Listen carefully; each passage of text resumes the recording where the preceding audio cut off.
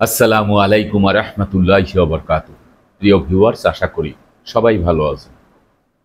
আজকে যে বিষয় নিয়ে আলোচনা করব সে বিষয় হচ্ছে সকল প্রকার খতিয়ান বাতিল, দলিল যার ভূমি হবে তার। সত্যি কি তাই? কতটুক যৌক্তিক? এই বিষয়টি নিয়ে বিস্তারিতভাবে আলোচনা করব। তাই ভিডিও না টেনে সম্পূর্ণ ভিডিও দেখার জন্য অনুরোধ রইল। আর ভিডিও দেখার পরে যদি ভালো লাগে, মন চায়, লাইক কমেন্টস করবেন, শেয়ার করবেন। আর আমাদের চ্যানেলটি যদি ভালো লাগে, আমাদের পরিবারের সদস্য হতে চান, চ্যানেলটি সাবস্ক্রাইব করে পাশে থাকা বেল বাটন অন করে দিয়ে আমাদের সাথেই থাকুন। প্রিয় ভিউয়ার্স, আমরা জানি যে আমাদের দেশের যে প্রচলিত আইন রয়েছে, সিভিল আইন বা দেওয়ানি আদালতে যে মামলা করি যে আইনের মাধ্যমে, এই প্রচলিত আইনের সাথে আমাদের দেশে আরও একটি ফৌজদারি আইন সংযুক্ত করা হয়েছে। সেটি হচ্ছে ভূমি অপরাধ প্রতিরোধ প্রতিকার আইন 2023। আমি লম্বা আলোচনাতে যাব না, আমি শর্টকাট বলছি। প্রচলিত আইনকে সহায়তা করার জন্য হেল্পিং হ্যান্ড হিসেবে কাজ করবে এই ফৌজদারি আইনটি, ভূমি অপরাধ প্রতিরোধ প্রতিকার আইন 2023। এখানে বলা হয়েছে যে এই আইন দ্বারা প্রচলিত আইনের কোনো ধারা, উপধারা, বিধি কোনো কিছু রহিত করা হয়নি। এই আইনটি প্রকাশ করা বা এই আইনটি পাশ করার একমাত্র উদ্দেশ্য হচ্ছে বিজ্ঞ আদালতে যাতে মামলার জট কমে, জনসাধারণ যাতে করে অল্প সময়ের মধ্যে তার যে সমস্যা সেই সমস্যাটি সমাধান করতে পারে। এটি হচ্ছে মুখ্য উদ্দেশ্য। এবং সরকারের যে প্রাপ্তি ভূমি উন্নয়ন কর, সে ভূমি উন্নয়নটি যাতে করে যথাসময়ে তারা আদায় করতে পারে, এই সকল বিষয় নিয়েই হচ্ছে এই ভূমি অপরাধ প্রতিরোধ প্রতিকার আইন 2023। এই আইনটি পাশ করা হয়েছে। এখন আসা যাক যে মূল বিষয় হচ্ছে সকল প্রকার খতিয়ান বাতিল, দলিল যার ভূমি হবে তার। এই বিষয়টি যদি আমরা একটু উল্টায়া দেই যে সকল প্রকারের দলিল বাদ, খতিয়ান যার জমি তার, ভুল হবে না। আমি দুটি বিষয়ই আপনাদেরকে স্পষ্ট করে বুঝিয়ে দিব। এই দুটি বিষয়ে ভুল হবে না। দলিল যার ভূমি হবে তার, এটি যেমন সঠিক, খতিয়ান যার জমি তার, এটিও তেমনি সঠিক। সকল প্রকারের দলিলবাদ, এটিও সঠিক। সকল প্রকারের খতিয়ানবাদ, এটিও সঠিক। বিস্তারিতভাবে যদি আমরা বলি যে দলিল যার ভূমি হবে তার, কিন্তু ওই দলিলটা হতে হবে বৈধভাবে আইনসম্মত সরকারি আইন, অর্থাৎ রাষ্ট্রের আইন মেনে যেই দলিলটি হবে সাব রেজিস্ট্রার অফিস কর্তৃক রেজিস্ট্রিকৃত, সাব রেজিস্ট্রারের বৈধ সিল, বৈধ স্বাক্ষর এবং বালাম বইতে এন্ট্রি থাকতে হবে। এবং এই দলিলের ভিতরে অন্য কোনো ব্যক্তির কিঞ্চিত পরিমাণ সম্পত্তি থাকতে পারবে না, সত্ত্ব থাকতে পারবে না। কেউ পরবর্তীতে এসে দাবি করলেও তিনি প্রমাণ করতে পারবেন না ওই দলিলের ভিতরে তার 1 ইঞ্চি সম্পত্তি আছে। এই সকল দলিল বাতিল কোনোদিন সম্ভব না। এই সকল দলিল দিয়ে জমির মালিকানা পাওয়া যাবে। এই সকল দলিল যাদের আছে তারাই হচ্ছে জমির প্রকৃত মালিক। এখানে খতিয়ানের কোনো দাম নাই। কেন দাম নাই? কারণ আপনি যদি 2000 সালে এক খণ্ড জমি ক্রয় করে থাকেন, তাহলে যেই দাতার কাছ থেকে আপনি সম্পত্তি ক্রয় করেছেন সেই দাতার দলিল আছে, তার দলিলের সাথে ধারাবাহিক যতগুলি খতিয়ান আছে সকল খতিয়ানের মালিকানার চেইন ওই দলিলের সাথে সংযুক্ত আছে। যেমন আমরা উদাহরণস্বরূপ যদি ধরি যে 2000 সালে পরে কোনো খতিয়ান হয় নাই, অর্থাৎ রেকর্ড খতিয়ান হয়নি, তার আগে সিএস খতিয়ান হয়েছে, এসএ খতিয়ান হয়েছে, আরএস খতিয়ান হয়েছে। তো সিএস খতিয়ান, এসএ খতিয়ান, আরএস খতিয়ানের যিনি মালিক ছিলেন তিনি সম্পত্তি বিক্রয় করছে, সেই বিক্রয় মূল্যে দাতা সেই সম্পত্তির মালিক। তিনি মালিকানা পাওয়ার পরে নামজারি করে জমি দখলে রেখেছেন। সেই সম্পত্তি বিক্রয় করার, হস্তান্তর করার অধিকার দাতার আছে বিধায় দাতা সেই সম্পত্তি বিক্রি করেছেন। আপনি ক্রয় করেছেন, আপনি একটি দলিল পেয়েছেন, সেই দলিলটিও রাষ্ট্রীয় আইন মেনে সাব রেজিস্ট্রার অফিস কর্তৃক রেজিস্ট্রি করেছেন এবং বালাম বইতে এন্ট্রি করা আছে। এখানে কোনো গ্যাপ নেই। এই দলিলে অন্য কোনো ব্যক্তির কোনো সত্ত্ব নেই, এই দলিল যার ভূমি হবে তার। বাকি খতিয়ান বাতিল এই জন্য বললাম যে যে খতিয়ান মূলে কেউ জমি দাবি করবে সেই খতিয়ান সঠিক পর্যায়ে ধারাবাহিকভাবে দাতার নামে যে দলিল আছে সেই দলিলের সাথে মালিকানার চেইন ঠিক আছে। তো এখানে দলিল বৈধ, এই দলিলই হচ্ছে সঠিক দলিল। এখন আসা যাক যে খতিয়ান বাতিল হয়ে গেল, কারণ এই খতিয়ান পাওয়ারলেস, দাতার দলিলের সাথে যেহেতু এই খতিয়ানের সম্পত্তির মালিকানার চেইন সম্পৃক্ত আছে, ওই সকল খতিয়ান সহ বায়া দলিল, নতুন যে জমির মালিকানা পেয়েছে ওই ওই দলিলের সাথে কিন্তু সম্পৃক্ত হয়ে গেল। এখন তার মালিকানার চেইন আপ টু বটম সবকিছু ঠিক আছে, অর্থাৎ এই দলিল যার ভূমি হবে তার, এটুকু ক্লিয়ার। এখন আসা যাক যে খতিয়ান মূলে মালিকানা। তাহলে খতিয়ান বাতিলটা বুঝতে পারছেন যে এই দলিলের সাথে যত খতিয়ান আছে সকল খতিয়ান এখন বাতিল। ওই খতিয়ান দিয়ে অন্য কোনো ব্যক্তি কিন্তু আর সম্পত্তি দাবি করতে পারবে না। এখন এই বিষয়টা যদি অন্যরকম হয় যে খতিয়ান যার জমি তার সকল দলিল বাতিল, এরকম যদি হয় তাহলে কোন পর্যায়ে আমাদের যেতে হবে? এখন সিএস খতিয়ান থেকে 2000 সাল পর্যন্ত আরএস খতিয়ান পর্যন্ত হয়েছে।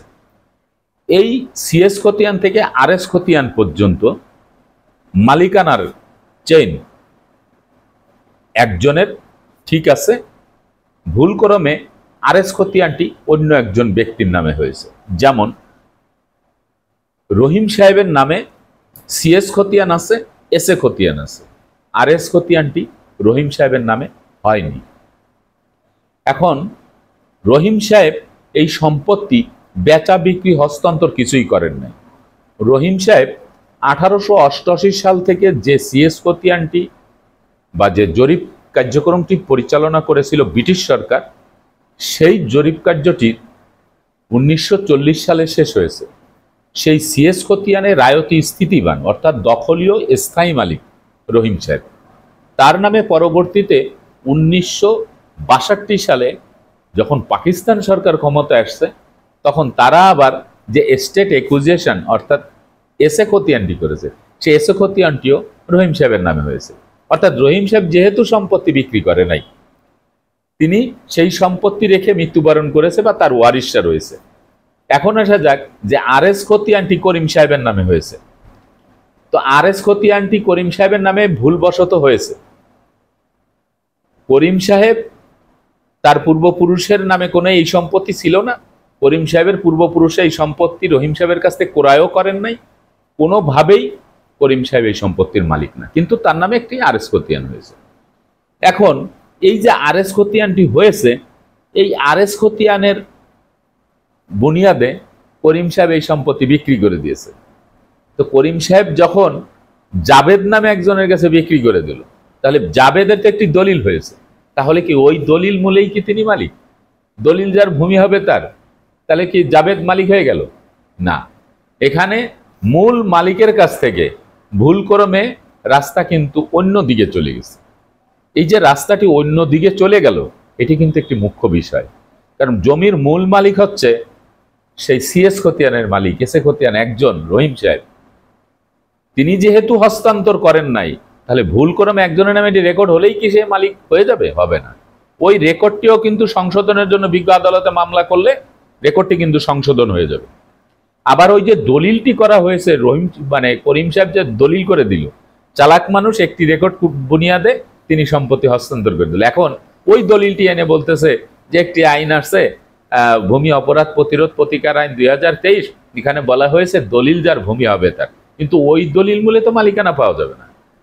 ওই দলিল মূলে মালিকানা পেতে হলে আমি যে পূর্বে যে বিষয়টি আলোচনা করেছি যে দলিলের সাথে আপ টু বটম যতগুলি খতিয়ান আছে প্রত্যেকটি খতিয়ানের মালিকানার চেইন তার সাথে সংযুক্ত থাকতে হবে, সম্পৃক্ত থাকতে হবে, কোনো গ্যাপ দিলে হবে না। তাহলে বিষয় গেল যে ওই দলিল কিন্তু বাতিল। বা করিম সাহেব জাবেদের কাছে সম্পত্তি বিক্রি করলো, জাবেদ আবার আরেকজনের কাছে সম্পত্তি বিক্রি করলো, এই যে দলিলগুলি হচ্ছে, একটা দুইটা দলিল হচ্ছে, এই একটি খতিয়ানের বুনিয়াদে যদি দুইটি দলিল হয় ওই দলিল কিন্তু বাতিল।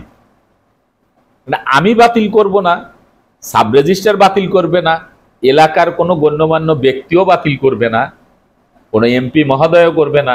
এটি সরাসরি দলিল বাতিল করার যে ক্ষমতা সেটা হচ্ছে বিজ্ঞ আদালত। বিজ্ঞ আদালতে এই সিএস খতিয়ান, এসএ খতিয়ান যাদের নামে আছে, তারা যদি এই দলিল বাতিলের যে নিয়ম আছে, একজন আইনজীবী দিয়ে তারা যখন বিজ্ঞ আদালতে মকদ্দমা করবেন, এই দলিল বাতিল হয়ে যাবে। আবার ওই রেকর্ডটি সংশোধনের জন্য যদি করিম সাহেব সম্পত্তি বিক্রি না করে, তার নিজের দখলে রাখে, তাহলেও ওই যে আরএস খতিয়ান তার নামে হয়েছিল, সেই আরএস খতিয়ানটি সংশোধন করার জন্য যদি তিনি মকদ্দমা করেন, তাহলেও কিন্তু সংশোধন হয়ে যাবে, হয় 2 দিন আগে আর 2 দিন পরে। এটি 100% রহিম সাহেবের সম্পত্তি, রহিম সাহেবের কাছেই চলে যাবে। আপনারা আশা করি এই বিষয়টি স্পষ্টভাবে বুঝতে পেরেছেন। অনেকে প্রশ্ন করেছেন দলিল যার ভূমি হবে তার।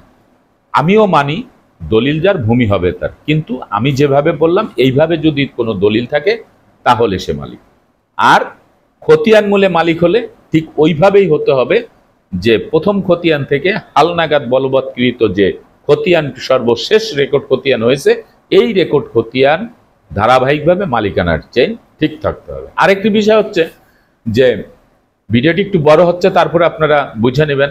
ওয়ারিশি সম্পত্তি, এই ওয়ারিশি সম্পত্তির মধ্যেও অনেক সময় এই বিষয়টি কিন্তু পাওয়া যায় যে একজনের সম্পত্তি তার প্রাপ্ত অংশ হচ্ছে 20%, সে আপোষ বন্টনামা দলিল করলেও সে 20% পাবে, মৌখিকভাবে ভাগ করলেও তিনি 20% সম্পত্তি পাবে, বাবার অংশ থেকে বিক্রি করে দিয়েছে 30%।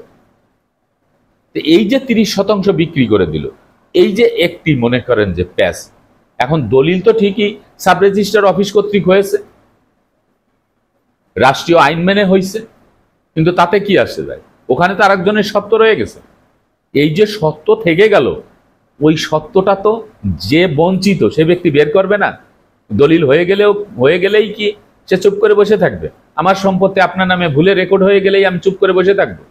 আমার জমি আমার ভাই বিক্রি করে দিয়েছে, তার নামে দলিল হয়েছে, আমি চুপ করে বসে থাকবো? এই জন্য বঞ্চিত ব্যক্তি যে, সেই ব্যক্তির কোনো সত্ত্ব যদি কোনো দলিলে থাকে এবং সেটা যদি প্রমাণ করাইতে পারে সে, এবং বিজ্ঞ আদালতে মকদ্দমা করলে সে দলিলও বাতিল হয়ে যাবে। এরকম আইন আছে, আপনি স্পষ্টভাবে দেখবেন যে বিষয়টা যে সকল দলিল এবং খতিয়ান বাতিল করা যায়, সেগুলির জন্য স্পষ্টভাবে দলিল বাতিলের জন্যও ধারা দেওয়া আছে, রেকর্ড খতিয়ান বাতিলের জন্যও ধারা দেওয়া আছে। আইনের গতিতে চলবে। আপনি আমি যত লোকে যত মন্তব্যই করি না কেন, সম্পত্তি পেতে হলে তার সত্য থাকতে হবে। সত্যহীনভাবে মামলা মকদ্দমা করে ক্ষতিগ্রস্ত হওয়া যাবে না। এই প্রত্যাশায় আজকের মতো ভিডিওটি এখানেই শেষ করছি। আগামীতে দেখা হবে অন্য কোনো ভিডিও নিয়ে। সে পর্যন্ত সবাই ভালো থাকবেন, সুস্থ থাকবেন, আর আমার জন্য দোয়া করবেন। আল্লাহ হাফেজ।